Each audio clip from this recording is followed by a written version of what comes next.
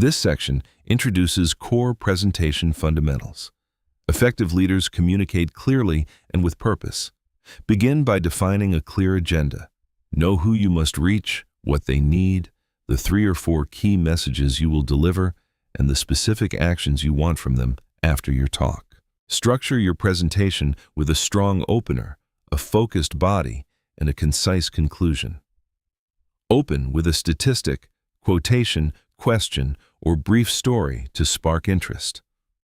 Then organize your main points logically and close by summarizing, providing closure, and inviting questions without adding new material. The body of your talk should answer, "What does my audience need to know?" Limit yourself to 3 or 4 key messages, keep explanations simple, and connect ideas smoothly. Use real examples, visuals, and interaction to hold attention. Conclude by summarizing and offering time for questions without rambling or running over.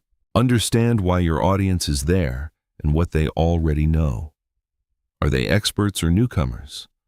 Tailor your language accordingly. Simplify by avoiding jargon, grouping ideas in threes, and using analogies.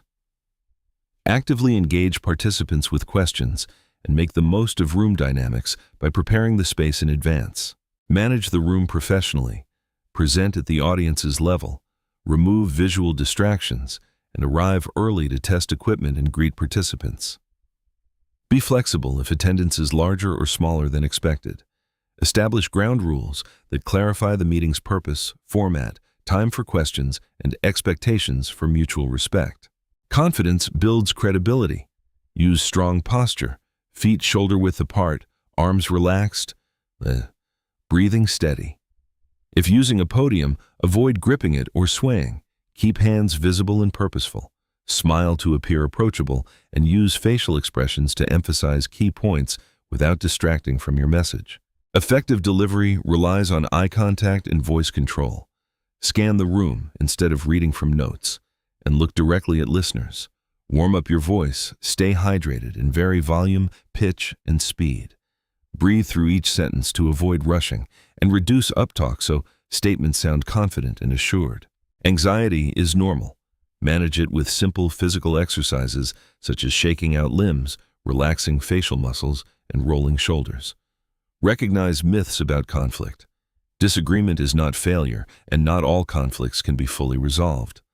Conflict often escalates to anger when people feel unheard, excluded, or powerless. Difficult participants require preparation and composure. Anticipate issues, enlist community allies, and avoid debating. Address the whole room, not just one person. For ramblers, gently refocus or park off-topic ideas. For repetitive questioners, acknowledge them and point to where their concern has been or will be addressed. When facing skeptics, calmly present clear facts, visuals, and processes, and avoid defensiveness. For verbal abusers, restate ground rules and, if needed, have a colleague speak with them separately. If there's any threat of physical harm, stop the meeting, ensure safety, and plan next steps with appropriate support. Listening is as important as speaking. Maintain eye contact, minimize distractions, and focus fully on the speaker. After they finish, inquire with open questions, acknowledge feelings, paraphrase to confirm understanding, and then share your view. In conflict, stay non-defensive, project confidence, know your limits, and remember the situation will pass.